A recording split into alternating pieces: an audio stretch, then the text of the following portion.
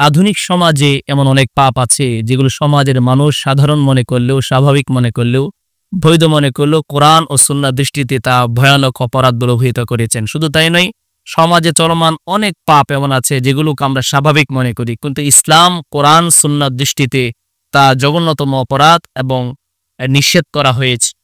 তেমনি একটি পাপের কথা আজকে আলোচনা করব ইনশাআল্লাহ। সেটা হচ্ছে সুদ।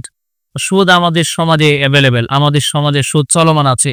সুদের ব্যাপারে আল্লাহ সুবহানাহু ওয়া তাআলা কোরআনে মাজিদে সূরা বাকারার 278 নম্বর আয়াতে কারিমের মধ্যে ইরশাদ করছেন, ইয়া আইয়ুহাল্লাযীনা আমানু তাকুল্লাহ, হে ঈমানদারগণ, হে বিশ্বাসীরা, তোমরা আল্লাহকে ভয় করো। ওয়াযারু মা বাকিয়া মিনার রিবা, আর সুদের যা আছে তা তোমরা ছেড়ে দাও, বর্জন করো। সুদ হলো বর্জনীয়। ইন কুনতুম মুমিনিন, যদি তুমি মুমিন হয়ে থাকো, তুমি বিশ্বাসী হয়ে থাকো, ঈমানদার বলে দাবি করে থাকো, তাহলে সুদকে বর্জন করো।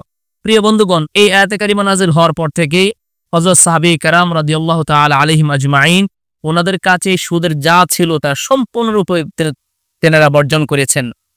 কেননা রাসূল করিম সাল্লাল্লাহু আলাইহি সাল্লাম হাদিসে ঘোষণা করছেন, লাআনাল্লাহু আকিলুর রিবা ওয়া মুকিলাহু ওয়া কাতিবাহু ওয়া শাহিদাইহি।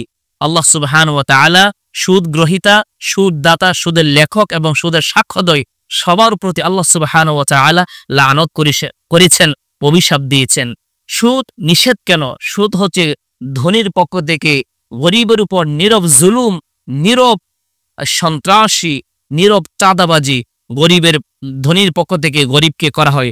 এজন্য সুদ শুধু পাপই নয়, বরং সুদ জঘন্যতম অপরাধ বলে কোরআন এবং হাদিসের মধ্যে অভিহিত করেছেন। এই সুদ মানুষ কেন খায়? সুদ কারা খায়? সুদ কারা দেয়? সুদের অপকারিতা, সুদের ক্ষতি দুনিয়া এবং আখিরাতে কি হবে, এ বিষয়ে ইনশাআল্লাহ পরবর্তীতে আরেকটি ভিডিওতে বিস্তারিতভাবে কোরআন সুন্নাহর দৃষ্টিতে আলোচনা করব ইনশাআল্লাহ। এ পর্যন্ত ভালো থাকুন, সুখে থাকুন, সুন্দর থাকুন। আল্লাহ পাক সবাইকে ভালো রাখুন, আমিন। আসসালামু আলাইকুম ওয়া রাহমাতুল্লাহি ওয়া বারাকাতুহু।